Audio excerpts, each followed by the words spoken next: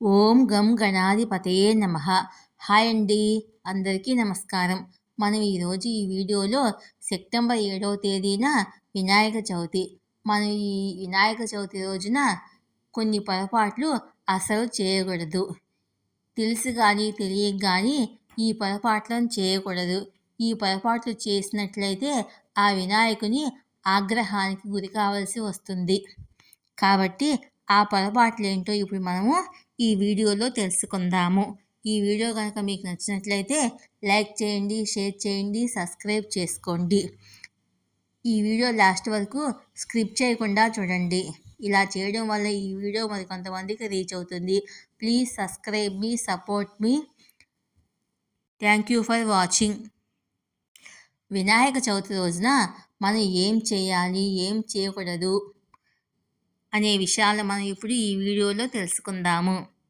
వినాయక చవితి రోజున మనం అసలు ఏం చేయాలి, ఏం చేయకూడదు అనే విషయాలు మనం ఇప్పుడు ఈ వీడియోలో తెలుసుకుందాము. ఈ మాసములో గణేశుడిని పూజించడము చాలా శుభప్రదంగా, ఫలప్రదంగా పరిగణించబడుతుంది. ఉదయం తిథి ప్రకారము ఈ సంవత్సరము వినాయక చవితి పండగ సెప్టెంబర్ 7వ తేదీ శనివారం జరుపుకోనున్నారు. ఈ రోజున వినాయక విగ్రహాన్ని ప్రతిష్ఠించి పూజలు చేస్తారు. వినాయక విగ్రహానికి వీడ్కోలు అంటే గణపతి విగ్రహ నిమజ్జనము సెప్టెంబర్ 17వ తేదీ మంగళవారము అనంత చతుర్దశి రోజున ముగుస్తుంది. హిందూ క్యాలెండర్ ప్రకారము ప్రతి సంవత్సరము భాద్రపద మాసంలోని శుక్లపక్ష చతుర్థి తిథిని వినాయక చవితిగా జరుపుకుంటారు. గణేష్ చతుర్థి నుంచి అనంత చతుర్దశి తిథి వరకు గణేశుణ్ణి పూజిస్తారు. భాద్రపద మాసము గణేశుడికి అంకితం చేయబడింది. ఈ మాసములో గణేశుణ్ణి పూజించడము చాలా శుభప్రదంగా, ఫలప్రదంగా పరిగణించబడుతుంది. ఉదయం తిథి ప్రకారము ఈ సంవత్సరం వినాయక చవితి పండుగ సెప్టెంబర్ 7వ తేదీన జరుపుకోనున్నారు. హిందూ పంచాంగం ప్రకారము సెప్టెంబర్ 7న వినాయక చవితి పూజ, విగ్రహ ప్రతిష్టాపనకు అనువైన సమయము ఉదయము 11:30 నుంచి మధ్యాహ్నం 1:34 వరకు ఉంటుంది. ఈ విధంగా సెప్టెంబర్ 7వ తేదీన వినాయకుడి ఆరాధన, విగ్రహ ప్రతిష్టాపన కోసము పవిత్ర సమయము 2:31 పాటు కొనసాగుతుంది. ఈ సమయంలో భక్తులు గణపతి బప్పాను పూజించవచ్చు. వినాయక చవితి రోజున మనం చేయాల్సిన పనులు: ఇంట్లో లేదా పూజా స్థలంలో అందమైన గణేశుడి విగ్రహాన్ని ప్రతిష్ఠించండి. వినాయకుడిని అలంకరించండి.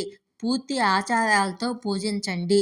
వినాయక చవితి రోజున ఆచారాల ప్రకారము గణేశుని ఇంట్లో ఈశాన్య మూలలో ప్రతిష్ఠించండి. ఈ దిశలో వినాయకుడిని పూజించడము శుభప్రదంగా పరిగణించబడుతుంది. గణేశుడికి ఎరుపు రంగు అంటే చాలా ఇష్టము. అందుకే గణపతి బప్పాను ఎరుపు రంగు వస్త్రం మీద ప్రతిష్ఠించి ఎరుపు రంగు దుస్తులను ధరింపచేయండి. పూజలో ఎరుపు రంగు దుస్తులను ఉపయోగించండి. గణపతి పూజలో ఎరుపు రంగు పూలు, పండ్లు, ఎర్ర చందనము ఉపయోగించండి. గణేశుని ఆరాధనలో దర్భ, గడ్డి, పూలు, పండ్లు, దీపాలు, అగరబత్తులు, గంధము, కుంకుమ, వినాయకుడికి ఇష్టమైన లడ్డూలు, మోదకాలు సమర్పించండి. గణపతి ఆరాధనలో ఓం గం గణపతయే నమః వంటి గణేశ మంత్రాన్ని 10 రోజుల పాటు జపించండి. వినాయక చవితి రోజున చేయకూడని పనులు ఏమిటో మనం ఇప్పుడు తెలుసుకుందాము. గణేష్ చతుర్థి రోజున ఇంట్లో పొరపాటును కూడా సగం నిర్మించిన లేదా విరిగిన గణేశుడి విగ్రహాన్ని ప్రతిష్ఠించకండి, పూజించకండి. అలా చేయడము అశుభంగా భావిస్తారు. గణపతి పూజలో పొరపాటున కూడా మొగలి పువ్వులను ఉపయోగించకూడదు. విశ్వాసం ప్రకారం ఇలా చేయడం వల్ల పూజల ఫలితాలు రావు. గణేష్ చతుర్థి రోజున ఉపవాసము, పూజలు చేసే వ్యక్తి శరీరము, మనసులో స్వచ్ఛంగా ఉండాలి. బ్రహ్మచర్యాన్ని అనుసరించాలి. గణేష్ చతుర్థి రోజున పొరపాటున కూడా తామసిక వస్తువులు తినకూడదు. గణేష్ చతుర్థి సందర్భంగా కుటుంబ సభ్యులతో గొడవ పడవద్దు, కోపం తెచ్చుకోవద్దు. గణేశుడికి చంద్రునికి మధ్య సఖ్యత లేదు. శివుడి సెగలో ఉన్న చంద్రుడు ఒకసారి వినాయకుడి గజరూపాన్ని వెక్కిరించాడని చెబుతారు. అందుకే ఆ సమయంలో గణేశుడు చంద్రుని చూసిన వారు కష్టాలు పడతారని, నీలాప నిందలకు గురవుతారని శపించాడు. కనుక ఆ రోజు చంద్రు దర్శనం చేయకూడదు. వినాయక చవితి రోజున మాత్రమే కాదు, గణేష్ పూజలో వెండి పాత్రలు, తెల్లటి వస్తువులను ఎప్పుడూ ఉపయోగించకూడదు. తెల్ల గంధానికి బదులుగా పసుపు, చందనము, పసుపు వస్త్రము, తెల్లని వస్త్రానికి బదులుగా పసుపు పూసిన దారము ఉపయోగించండి. అంతేకాదు, వినాయక చవితి రోజున చంద్రు దర్శనము శాస్త్రాల్లో నిషిద్ధము. సనాతన ధర్మం ప్రకారము వినాయకుని పూజలో పొరపాటున కూడా విరిగిన బియ్యాన్ని సమర్పించవద్దు. బదులుగా మొత్తం బియ్యం ఉపయోగించండి. అయితే అక్షంతలుగా ఉపయోగించే బియ్యంలో ముక్కలు ఉండవద్దు. అంతేకాదు, వినాయకుని పూజలో పొడి బియ్యాన్ని ఉపయోగించవద్దు. శివుడు వల్లే గణేశుడి పూజలో కూడా మొగలి పువ్వులు వాడటం నిషిద్ధము. శివుడు మొగలి పువ్వుని శపించాడు కనుక ఈ దేశీయ పుష్పం అతని కుమారుడైన వినాయకుడికి కూడా సమర్పించరాదు.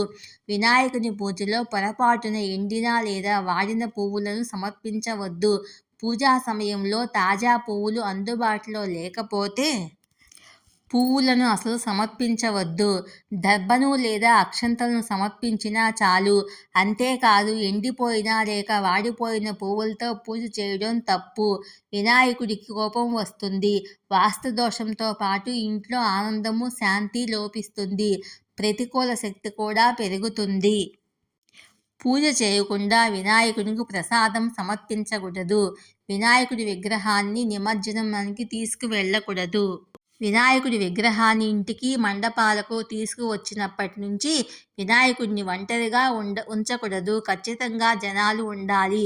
గణపతి స్థాపన ముహూర్తం సరైన ఆచారాలు ప్రకారం చేయాలి. మీ ఇంటిలో లేదా పండ్లల్లో విగ్రహాన్ని ఉంచిన తర్వాత నాన్ వెజ్, ఉల్లిపాయ, వెల్లుల్లి రకాల తామసిక ఆహారాన్ని తినవద్దు. వినాయకుడి మండపాల్లో ఉన్నన్ని రోజులు పొగాకు, మద్యము మానుకోవాలి. ఈ వీడియో కనుక మీకు నచ్చినట్లు లైక్ చేయండి, షేర్ చేయండి, సబ్స్క్రైబ్ చేసుకోండి. Thank you for watching.